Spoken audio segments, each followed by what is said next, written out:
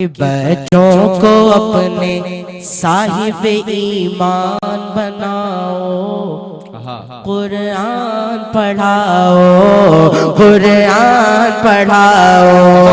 बच्चों को अपने साहिब ईमान बनाओ, कुरान पढ़ाओ, कुरान पढ़ाओ।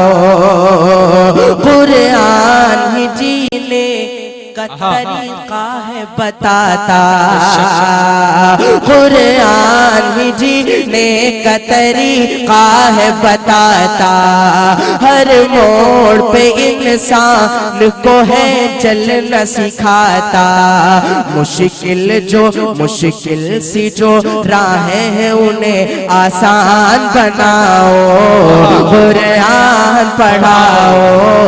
दावत दे रहा हूँ नासिर नदीम उर्दू तकरीर के लिए, वो आए और अपनी तकरीर पेश करें। नासिर नदीम।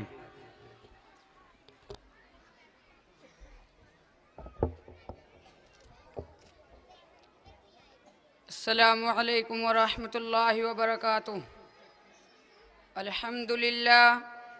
अल्हम्दुलिल्लाहि रब्बिल आलमीन वस्सलातु वस्सलामु अला सय्यिदिल अंबिया वल मुरसलीन व अला आलिहि व अस्हाबिहि अजमईन। अम्मा बअद, फ़अऊज़ु बिल्लाहि मिनश शैतानिर रजीम। बिस्मिल्लाहिर रहमानिर रहीम। व अंतुमुल अअलौना इन कुंतुम मुमिनीन। वो मुअज़्ज़ज़ थे ज़माने में मुसलमान होकर, वो मुअज़्ज़ज़ थे ज़माने में मुसलमान होकर, और हम ख़ार हुए तारीकी कुरान होकर। मुहतरम बुज़ुर्गों और दोस्तों, आज मेरी गुफ्तगू का मौजू मुसलमानों की तबाही और उसका इलाज है। आइए इस मौजू के तहत हम अपनी शानदार माजी पर एक नज़र डालकर मुस्तकबिल की तामीर और तरक्की के सामान तलाश करें। कुरान करीम में रब्बे जुल जलाल का इरशाद है, व अंतुमुल अअलौना इन कुंतुम मुमिनीन। तुम ही सर बुलंद रहोगे अगर तुम मोमिन हो। ये इरशाद बारी हमारी पूरी तारीख़ का इख्तिसार है और इसी में हमारी तरक्की का राज मुज़मर है। तारीख़ के सैकड़ों वाक़यात ये बताने के लिए काफ़ी है कि जब भी हमारा रिश्ता अल्लाह से और उसके दीन से मजबूत रहा, सरबुलंदी व कामयाबी ने हमारा कदम चूमे, और जब कभी इस रिश्ते में किसी किस्म की कमज़ोरी आई, हम इज़्ज़त और रफ़ाक़त के आसमान से ज़िल्लत व पस्ती के गार में जा गिरे। तारीख़ हमारे सामने जंग बदर की मिसाल पेश करती है। जंग बदर में जो कामयाबी हुई वो सिर्फ इसी रिश्ते की मजबूती की बुनियाद पर हुई, वरना कामयाबी होती तो कुफ़ारे मक्का को होती, क्योंकि कुफ़ारे मक्का तकरीबन 1000 थे और बड़े जोशो खरोश के साथ थे। उनके पास 700 ऊँट और 200 घोड़े, नेज़, सबके पास तलवारें और दीगर जंगी हथियार मौजूद थे। उधर अबू जहल, उतबा, शीबा, वलिद, हंज़ला, उबैद, हास, हर्ष, उमैया बिन खल्फ, नज़र इब्न हारिस, अब्दुल मुत्तलिब जैसे शुजाअत के पैकर और आज़मूदा कार थे। उधर बेचारे मुसलमान बेसरो सामान, कुल तादाद 313 में सवारी के लिए कुल 2 घोड़े और 70 ऊँट है। एक एक पर 3-3, 4-4 आदमी सवार हैं और बाग़ पैदल ही सफ़र कर रहे हैं। और किसी के पास नेज़ा और कमान है तो तलवार नहीं, और किसी के पास तलवार है तो नेज़ा और कमान नहीं।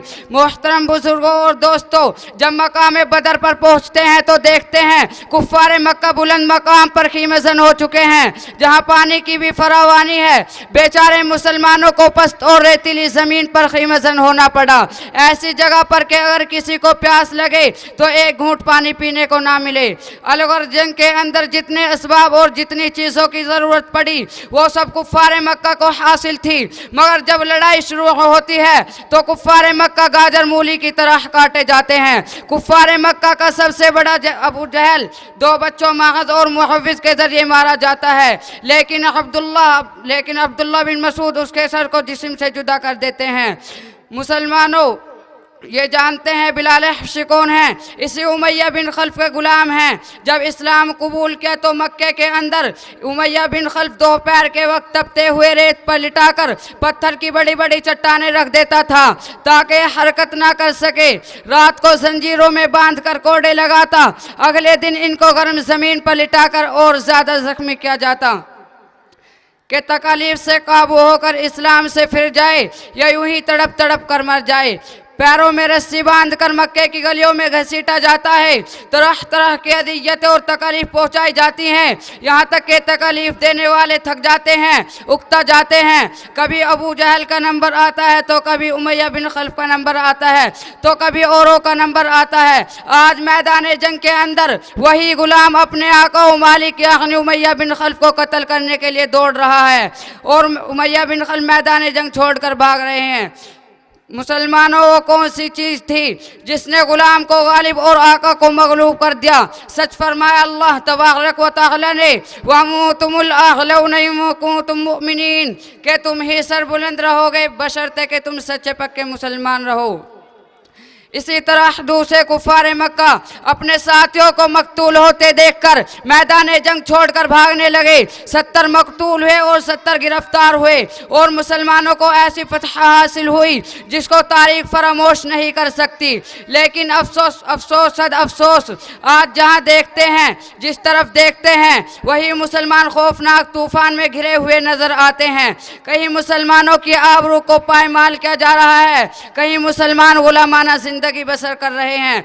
बिरादरान इस्लाम, हमारे लिए दुनियावी और उखरवी सुलह और फलाह दोनों ही ज़रूरी हैं, जिसका तरीक़ा यह है कि उसके महबूद हक़ की परस्तिश करे जो हमारा रब और खालिक है, और ताजदार मदीना अहमद मुजतबा मोहम्मद मुस्तफ़ा सल्लल्लाहु अलैहि वसल्लम की पैरवी करे जो हमारा रब और खालिक है, और जो हमारा रब और खालिक है, जो हम लोगों के वास्ते नबी आखिरुज़्ज़मा बनाकर मबऊस फरमाए गए हैं। सहाबा इकराम और अकाबिरीन ग़िज़ाम के नक्शे कदम पर चले, जिनकी आंखों में झलकती हुई तस्वीर इबादत थी, जिनकी आंखों में तड़पती हुई ईमान की हरकत थी, जिनके होठों पर मचलती हुई कुरान की तिलावत थी, जिनका दिल बाद इरफा का झलकता हुआ सागर था।